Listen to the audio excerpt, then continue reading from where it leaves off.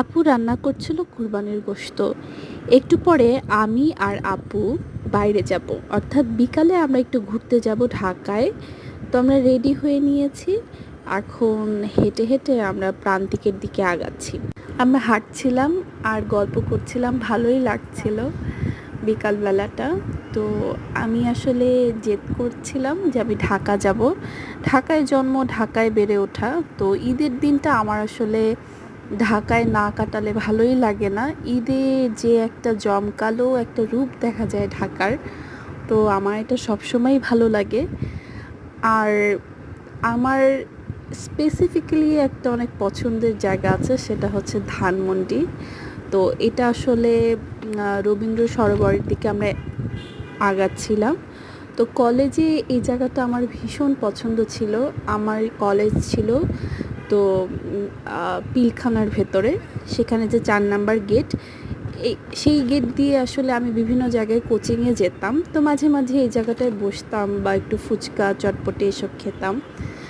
আর মানে একটা অন্যরকম আবেগ আমার এই জায়গাটার প্রতি কাজ করে। তো আমি যেখানেই যাই না কেন এই জায়গাটা আমাকে ভীষণ টানে। তো যাই হোক, আমরা ঠিক করছিলাম কোথায় যাব, আপু বলছিল যে কোথায় যাবা। তো আমি শেষমেশ ঠিক করলাম যে ফরচুন স্কোয়ারে যাব। তো সেখানেই আমরা যাচ্ছিলাম। তো সেখানে গিয়ে আমার কাছে মনে হলো যে একটু ডেজার্ট আইটেম খাই। তো রাস্তায় আসলে এই দুই পিচ্চিকে চোখে পড়লো, আর এই তো চলে আসলাম সিক্রেট রেসিপিতে। তো আমরা পিক করছিলাম কোনটা খাবো। আমার কাছে পছন্দ হয়েছিল ব্রাউনি উইথ আইসক্রিম, যেটা খেতে আসলেই অনেক মজা ছিল। তো আমি একটা 360 ডিগ্রি রাউন্ড দিয়ে নিলাম। এই তো, এটা দেখতে এরকম।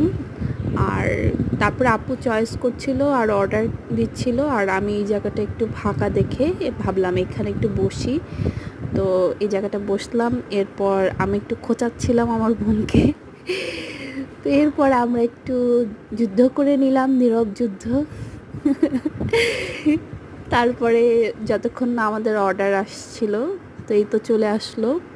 তারপর আমরা মজা করে খেলাম। এখানে আপুর অর্ডারের ব্ল্যাক ফরেস্ট কেক ছিল আর ব্লুবেরি চিজ কেক ছিল, আর এইটা হচ্ছে আমার পছন্দের কেক, যেটা খেতে অনেক মজা ছিল। 10 আউট অফ 10। পরে আমরা এই তো রিকশায় পাড়ি দিলাম, কিছু দূর যাব, বাকিটুকু গাড়িতে করে চলে আসবো ক্যাম্পাসে।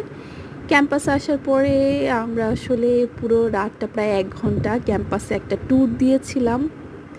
এই তো, এটা আমাদের হল, সুফিয়া কামাল হল।